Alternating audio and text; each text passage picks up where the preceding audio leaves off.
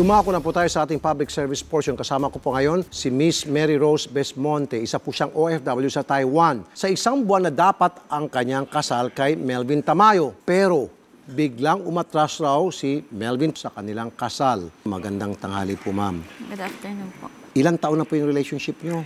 Mag 5 years po. So nakaset up na po yung para sa kasal nyo. Opo. Kailan po dapat ulit? Next month po, December 23. Pag uwi nyo rito, nalaman-laman yung umaatas na siya. Opo, pagdating ko po ng airport, ang usapan po kasi namin, siya ang magsusundo sa akin. Tapos hindi po siya sumundo sa akin. Ang tinext niya po yung mama ko na si mama po ang magsusundo sa akin. Po. Opo. Ba't di raw siya makasundo? Wala pong sinabi, ayaw niya daw po magpakita sa akin. So, nung sunduin po kayo ng mama nyo, doon yun na palang nalaman mula sa mama nyo ang nangyari? Nung nasa Taiwan po ako, nag-away na po kami about nga po sa pera. Tapos... Pwede malaman ba't yung pinag-aawayan yung pera? Yun po yung sa paggastos nga po ng ng malaki. OFW po kayo, siya po, ano po? OFW din po, nauna lang po siya sa akin ng isang buwan. Pareho, saan po naman siya OFW? Taiwan din po. Nanghihingi po ako sa kanya ng pera kasi sabi ko, pag uwi ko dyan, yung ATM ko close pa, kaya hindi po ako makapag-withdraw. Sabi ko, manghihingi ako sa'yo ng pera kasi may pera naman ako pinadala sa'yo. Ang sabi po niya, wala na daw siyang pera. Sabi ko, nasaan yung pera? May pinadala ako pera ko yun Magkano po yung pinadala niyo sa kanya? Nasa 20 lang po. Okay. Kasi panggastos ko lang po kasi nakablock nga po yung ATM ko. Sabi niya, basta wala na. Doon na po nag-init na po yung ulo ko. Saan mo ginastos? Wala na po siyang sinabi. Pero nag-usap na ho ba kayo since dumating kayo rito? Hindi po. Paano po nalaman na umaatas na siya? Yung nanay po niya ang nakikipag-cooperate sa mama ko. Nagbigay ba ng dahilan kung bakit ayaw na ni Melvin? Ayaw na daw po kasi pagod na daw po siya. Ito po, kausapin natin mismo si Mr. Tamayo. Sir Melvin, magandang tanghali po, Mr. Tamayo. Magandang tanghali po, sir. Andito po si Ma'am Mary Rose. Malungkot po siya. Naluluha po siya kanina pa. Ngayon, ang masamang balita, galing po sa inyong mother, na umaatras na po kayo sa kasal. Pwede ho bang pakisabi sa kanya ang reason, yung totoong reason talaga, sir? Unang-una po, kasi po, 1 year wala po kami away. Malinis na malinis po. Pumunta po kami ng Taiwan. Nagkaroon po kami ng hindi pagkakaunawaan. Siyempre po, ako, si lalaki po, ang sinasabi ko na, okay po, sige, sorry na, huwag ka lang magalit, sorry na, kasalanan ko na.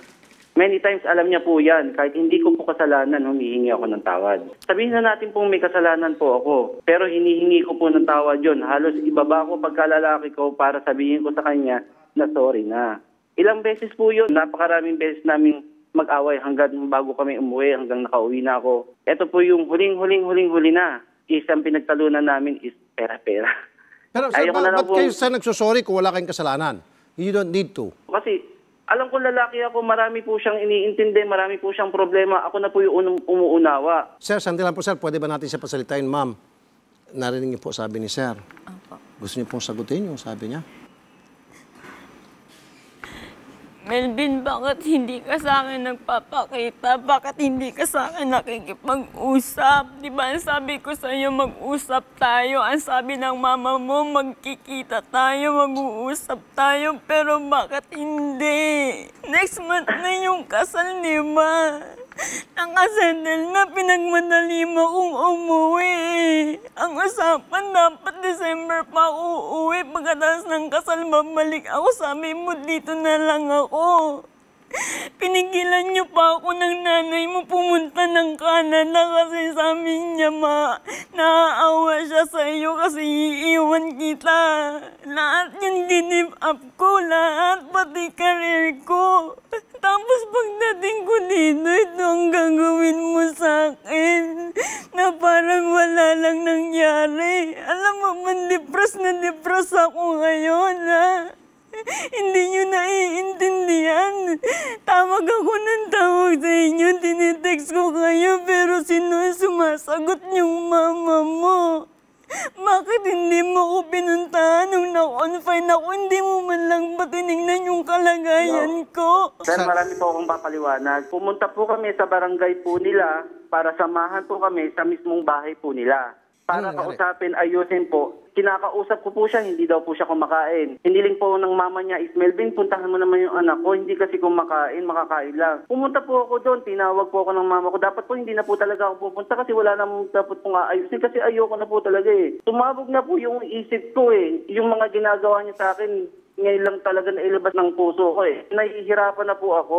Ano po ang magagawa ko kung ayaw ko na po? Kasi ewan ko lang po, kinasal po kami. Kung gano'n at gano'n po siya, mangyayari na naman. Paulit-ulit na lang po kami. What would it take for you to change your mind para matuloy ang kasal? Anong gusto mong gawin niya? Ay sir, ayoko na po talaga. Ngayon ko na po sinasabi, pagod na po ako sa tagal po namin. Opo, nangihinayang po ako. Opo, naaawa po ako sa kanya. Pero po yung pag-iisira po, pag nakasal po kami, parang hirap naman po yun kung magkakaanak po kami at magkakahiwalay kami. Mas pangit po. Sir, pasensya na, but I have to ask this. Wala ho bang third party involved dito? Wala po. Talagang yung Wala ugali lang po. niya po, ayaw nyo. Ni minsan po talaga. Sir, kahit nasa Taiwan po ako, hindi po ako ng babae. Ni minsan po, hindi ko pa siya niloko. Parang nga sinasabi ko nga sa sarili ko, sana ng babae na lang ako eh. Yung mga iniisip niya sa akin, sana totoo na lang eh. Tsaka minsan, kung sabihan niya ako ng masasakit na salita, dinibdib ko lang po yun, pero hindi ko sinasabi sa mga magulang ko. Okay. Kahit sa kanya, hindi ko sinasabi yung problema ko. Bakit? Kasi siya yung mas iniintindi ko eh. Nahihirapan din po ako, pero kahit lalaki ako, isinasantabi ko yung problema ko para lang siyang unawain ko at saka intindihin ko. So sir, talagang hindi na kayo magbabago ng isip. Kahit Ayoko na na po. Hindi mangangako na po siya talaga. na babaguhin niyang kanyang Hindi na ugali. po. Hindi na po. Napapagod na po ako. Ma'am, bad news po, pero kung titingnan natin yung bright side po, sorry kung mali itong gagamitin kong term, tama nga naman si sir, pagkasal na kayo, tapos lumala yung inyong pong pagsasama, yung away, and then nagkaanak kayo, kawawa po yung mga bata. Kasi sa Pilipinas, wala akong divorce. May annulment, pero mahabang proseso. Nangako siya sa pamilya ko na pananagutan niya ako. Bakit po? Ano yung isang pananagutan? Kasi may nangyari po sa amin. Sir, nangako ka raw po sa kanyang mga kamag-anak na pananagutan siya doon po sa ginawa niyo, yung nangyari sa inyo. Sir, wala na po yan. Napakatagal na pong panahon po yun. Gumagawa na lang po talaga yun ng dahilan. Pero yun, sige po, tutuloyan ko po siya, papakasalan ko po siya. Magiging maganda pa po ba ako? Magiging maganda po ba yung pagiging pagsasama po namin? Pero sir, on the other hand, yung 5 taon po sana, dapat doon nagkaigihan na kayo, dapat nagkaroon na ng adjustment, nagkapalagayan na ng loob yung kayong dalawa. Kasi hindi na po biro yung 5 taon na po, ang haba ng panahon na yun. Opo. Bakit po sa pinaka last minute, saka ho kayo nagbagong isip, meron naman yung unang taon, pangalawa, pangatlo, pang-4 na taon, ito po pang 5 taon na next month ikakasal kayo, saka kayo nagbagong isip. Siguro po, tumabog na yung utak ko tsaka yung isip ko. Kasi po talaga nahihirapan na po ako. Iniisip ko po lagi yung mga ginawa niya po sa akin. Tsaka po, marami po akong nangyari po sa amin. Yung pag-uusap po nila ng mama ko, siya pa yung unang-unang gumigiba po na, tita, hindi na po matutuloy ang kasal. Siya po nagsabi noon na, pakisabi na lang po sa mga ano namin na hindi na po matutuloy ang kasal. Eh di sinabi sa akin ni mama. Tsaka hindi lang po yung mga text na po yun. Okay. Hindi na sila nagkakaunawaan din ng magulang ko dahil marami siyang nasabi sa mama on paman. Pero hindi ko po siya sinisi doon dahil mahal ko po siya. Ang mama ko naman, Hindi po siya nangyayari. itinake lang po ng mama ko yun dahil alam ng mama kong mahal niya. Sige, sandali po sir, sandali po sir. Ma'am, naintindi mo yung mga sinasabi niya. Na kasi kung ayaw na isang tao, hindi natin pwedeng pilitin. At ang kaigihan nito, hindi ka pa naman nagdadalang tao. At isa pa, mas maganda, wala pa kayong anak, hindi matutuloy ang kasal, hindi ka pa nakatali, at wala namang divorce dito, at ang hirap ng annulment, lalo pat kung may anak kayo, mas malaking problema, pati bata madadamay. Sana hindi niyo na lang po ako pinauwi dito. Ano yung trabaho ko, ganib ako para sa kanya. Ngayon walang-wala po ako kung gumasa sa kasal. Pati po trabaho na wala dahil sa kanya kasi sinunod ko po siya. Sir, pwede yung mag-request, baka pwede mo siyang kitain, sir, kung sa tingin mo sir, talagang wala nang pag-asa inano for the ko na last po time. siya. Nakipagkita na po ako sa kanya. Yun po, pinaliwanag ko na po sa kanya yun. Wala kang Kasi sinabi po, sa sir, akin. napapagod na ako. Ayoko Pumunta na ka po lang sa talaga eh. bahay, pinakain mo lang ako. Kasi Yun sir, lang, tas hirap na po umalis ka talaga. na. Ano po ba ang gagawin ko kung hirap na po ako? Sir, mahal mo pa ba siya? Kahit konti, meron pa po. ba naiwan ng pagmamahal? Sir, sasabihin ko po sa inyo yung totoo, mahal po, pero syempre po, inaano ko po yung pagsasama po namin. Sir, that's good enough for me. Let's end it there. Mahal mo pa rin siya. Meron pero. Kaya nga yung sabi ko, yung sa pero na yan, I'll take it as may pag-asa. Sasabihin ko na lang po siguro, hindi na po. Pwede ba for the last time mag-usap na lang kayo? And then Ay you sir, tell hindi it... ko po mapapangako yan kasi sir, naghahanap din po ako ng trabaho. Sinabi ko na po sa kanya, alam mo, maganda ka, meron kang tinapos, ako wala naman. Kung gusto mo hinahabol mo yung mga ginasa sa amin sa kasal, sa kanya na lahat yun. Wala naman pong problema po sa akin yun. Kaya niya naman po kung makapaniwala kung totoo din eh. Kanya na po lahat yun. Wala na po akong hinahabol doon. Alam niyo po sir, marami pong opportunities sa kanya. Biruin niyo po, graduate po yan ng nursing.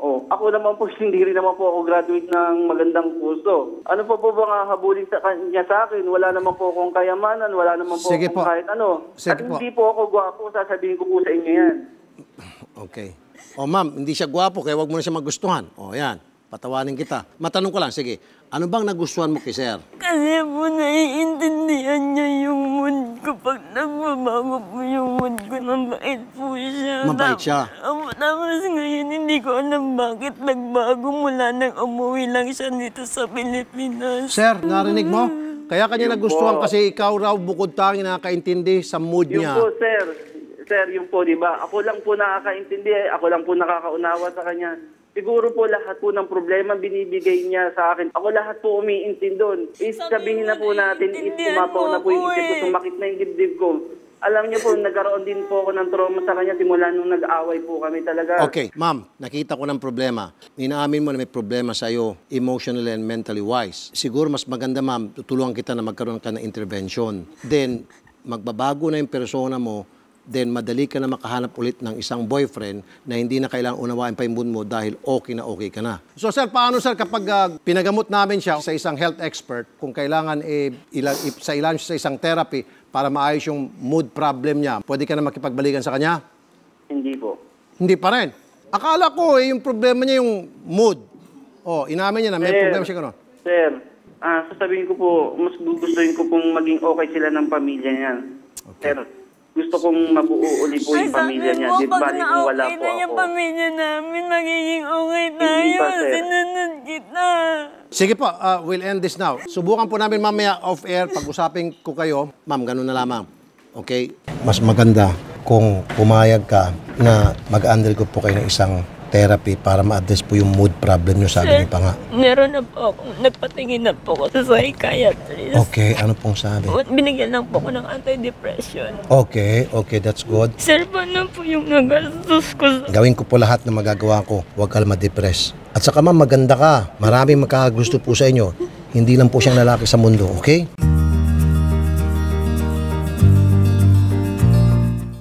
Sir Melvin, magandang hapon. Hello, sir. Kanina nga po, nung nasa baba tayo sa Aksyon sa Tanghali, kayo po ay inimbitahan kong sana magkita kayo in person one more time kasi yun din po ang kagustuhan ni Ma'am Mary Rose. At kung kailangan po ng closure, mas maganda po harap-harapan dahil nung last time daw kayo nagkita, hindi naman daw po maayos ang naging usapan. Ginawa po sa akin, iyak na po sa akin na iyak. Tapos nag-collapse na rin po ako noon, yung time na yun eh. Ba't po kayo nag-collapse? Sakit po ng ulo ko, sir. So sobrang pag-iintindi ko po yung mga nangyari po, yung mga nangaraan, tsaka yung ginagawa niya po pumasok sa isip ko. Talagang namumutla po ako. Ewan ko sino mga sumali sa akin noong time na yun. Kasi ang tinatawag ko ang magulang ko, nangyari yan sa bahay nila eh. Kung hindi pa kita pinatawag kay mama na pumunta ka sa bahay para tingnan yung kalagayan ko, hindi ka pa pupunta. Na-confine ako, hindi ka pumunta. Hindi ka ba naaawa sa akin? Di ba ikaw din naman yung dahilan kung bakit ako nagkakanto? Hindi 1 ako yung month na dahilan lang eh. ang kasal eh. Bakit pinauwi mo pa Hindi ako? ako eh. Hindi ako ang dahilan eh. Hindi. Kasi una pa lang ang Sir. sabi mo, tanggap mo ako. Pasensya Anong ka na, pero nangyari? ginagawa Hindi mo sa akin kasi sumbat umuwi eh. ka lang dito Lahat sa... ng mga konting ano lang sumbat. Konting away sumbat. Hindi Konting maliko lang, maliko na. Halos duru-duruin mo na lang ako. Hindi mo maintindihan kasi umuwi ka lang dito sa Yun nga ang Pilipinas. gusto mo eh. nagbago Lagi ka kita na. iniintindi. Ako, naintindihan mo ba yung nararamdaman ko? Naiintindihan kita. Hindi mo ako naintindihan. Akala mo kasi wala akong problema. Kailan nandito ka na sa Ang gusto Pinas? mo, ikaw lang yung Kailan nandiyan ka na poproblemahin sa poder ko. ng nanay mo? Anong mama ko? Alam mo lahat ang pinagsasagot mo ako sa mama ko, di ba? Yung sa kasal na gusto ng mama ko, hindi naman sinasabi na porke bongga ay nangingialam na. iniintindi tayo yung gagastusin natin. Pero anong ginawa mo? Sinagot-sagot mo, di ba? Pinaliwanag ko lang sa mama mo na hindi dapat siya makialam kasi kasal natin yun, pera natin yun. Kahit Pero sabi na, ko- iba yung ano mo, Kasi iba yung ang approach gusto mo. niya- Kung makikita mo yung mga approach mo. Hindi, kasi nagsasuggest siya kung saan magandang venue. Sabi ko, may napili na tayo. Yun na ang gusto natin. Di ba Pero nagsasuggest pinipilit lang? pa rin ng Hindi mama ako, mo doon hindi sa lang- gusto hindi lang niya. ako. So ano po ang pwedeng niyang gawin para ituloy niyo na po yung kasal niyong dalawa? Kasi isa po sa ginawa niya is nag-attempt suicide po siya. Yung po yung hindi, imbis na matuwa ko, maawa ko sa kanya, nagalit po ako, sir. Nako, ang sakit ng dibdib ko nung time na yon. Doon na nagsimula yung galit ko sa kanya. Tama Ano, ba yun? basta- Tama ba siyang isip noon? Nag-attempt siya ng suicide. Yeah. Ipinost niya yan sa Facebook. Hindi yan kumalat, sir, dahil kagagawan ko din. Nireport ko yan. Pero kung nabasa yan ng iba, sigurado, kahihiyan po yan. Hindi lang siguro po sir, sa akin. na-depress siya kasi nga po, mahal na mahal ka niya. Sir, At sir, pasensya na po, pero hindi lang po sa akin talaga ang point. Broken family po sa kanila. Lahat, simula nung una naging kami, ako lahat ng sinasabihan niya na problema sa pamilya niya. Hindi ko nga po alam kung sino kakampihan. Pag kinampihan ko yung magulang niya, is magagalit siya sa akin. Dapat siya lagi ang kakampihan ko po. Kahit magalit din sa akin ng mga magulang ko, kahit magalit sa akin din ng magulang niya. Sabi na nga nila sa akin intindihin mo na lang yung anak ko. Pero sir, ito bandang huli po talaga. Ang dami ko nang na-realize, ang dami na po palang nawala sa buhay ko simula nung nag-aaway na po kami. Pagpasensyahan na po talaga. Okay, sige, Ayoko panaintindi na ko po sir. talaga Pero ako. sir, did you know na give up niya yung kanyang career sa Taiwan para lamang magpakasal na kayo rito? Breach contract po yun. Kaya rin po siya nag-breach contract, hindi po dahil din sa akin.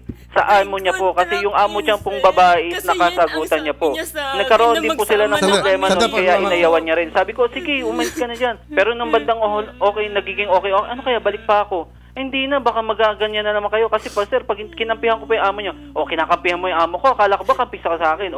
Saan po ako lalagay, di ba? So, wala no talagang pag-asang magbalikan kayo. Ayoko na po, sir. Kung ganun, Napapagod sir, ako. may nabanggit sa akin si Ma'am Mary Rose sa baba. Paano naman po yung mga nagastos na niya sa simbahan, Sir. sa mga supplier? Ang supplier po namin is 30,000 down. Okay. Sa kanya yung una. Yung Okay. pangalawa po is sa akin.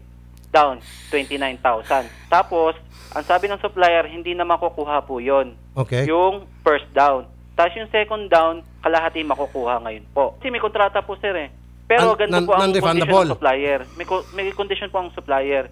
Pwedeng mong gamitin yung 60,000 worth of contract, pwedeng gamitin mo sa birthday mo, sa kamag-anak mo pag nag-meeting kayo. Ibigay ko na po sa kanya yung 60,000 na yon, sir. Wala na pong problema Okay, sa po pwede sa niya gamitin yun.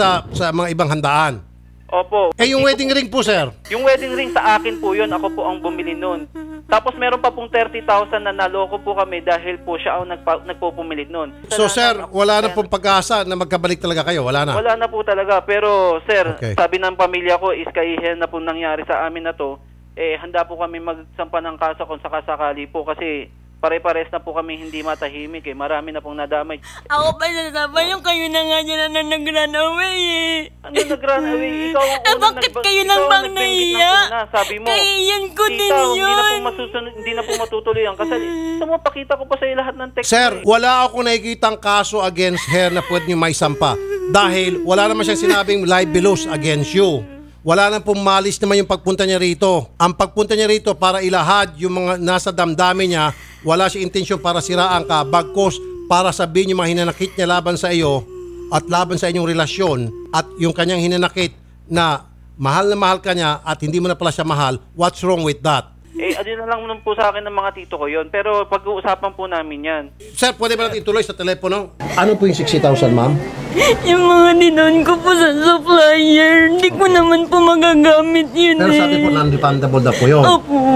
Gumastos din ako nun, sir, Hindi lang siya ang gumastos. May Ikaw nga may gusto magpangasal pero ayaw mong gumastos. Gusto mo ako lagi ang gumastos eh. Di ba sabi mo nung nasa Taiwan tayo pag uwi ikaw ang gagastos pero nung nandito ka ayaw mo maglabas ng pera. Pinag-aawayan natin yan. Sabi mo pag uwi mo dito ikaw ang gagastos pero ayaw mong maglabas. Siya po, nagbigay siya sa family niya ng halos 200,000 na nagastos niya, mahigit na po. Sa akin po is 400. Ngayon po, nag-usap po kami na ikaw rin ang magbabayad sa kasal natin. Pero yung sa akin, magpapatuyo po kami ng bahay worth of 300,000. Sir, very technical na po yung sa mga pera-pera. Ma'am, Kanina pa tayo nakikiusap sa kanya. Mukhang made up na talaga mind niya. Ngayon po, na ayaw na niya, ano po yung option B? Hindi ko ba siyang kasuhan? Kukonsulta po tayo sa abogado. Offhand, Opo, sa ngayon, may nakausap na po akong abogado. Ano Si sabi? Kuya. Civil damage. Gusto ko lang pong i-explain yung pag-suicide ko. Dahil din po sa kanya. Kasi alam, birahin mo eh. Natawa-tawa ba niya? Sir, ha? Kasi, sir, alam niya yung family problem ko. Siya lang yung nalalabasan ko ng sama ng loob. Tapos gaganyanin niya pa ako. Iwalayan niya kung anong iisipin ko. Wala akong makausap sa abroad. Yung isip mo, punong-puno ng problema. Tapos ngayon, tatawan-tawanan niya lang ako. karapatan niya po magsampa ng kaso at karapatan niyo rin po mag-counter kung gusto niyo. Karapatan niyo rin po dumimpensa. Tapos sir, yung pong 60,000 sabi niyo, ibibigay niyo sa kanya, yung galing sa supplier, na para pwedeng gamitin pa yun sa other purposes. Tama po. Okay. Magkaso na lang po siya para po malaman sa korte kung tama po yung mga Tama po. sinasabi niya. Tama Kasi po. meron din po akong yung mga ebidensya sa mga pinagagawa niya. Tama po. Sana inisip mo muna yung ginawa mo bago Sana iniisip mo muna yung ginawa mo, hindi ako. Hindi, ikaw ang kasalanan. Kaya ako nag-suicide eh. Okay. Alam Sige mo po. yun. Sir, salamat po sa time na binigay niyo Opo, sa walang amin. problema. Pasensya na po sa abala. Magandang hapon po, sir. Magandang hapon din po. Ma'am, yung tao na ayaw na talaga, hindi natin mapil. On the other hand, nasabi ko naman sa inyo, this is not the end of the world. Bata pa ho kayo. Siya na po mismo ang sabi, maganda po yung career ninyo. Napakarami pang opportunity. Napakarami pang lalaki na maghahabol-habol sa inyo. Dahil kapag kinulit natin ang kinulit siya at ayaw niya, baka tayo mababalikan tayo, harassment ng tawag niyan. So okay na po tayo. Sige ma'am, salamat po sa pagpunta. Gandang hapon po ma'am.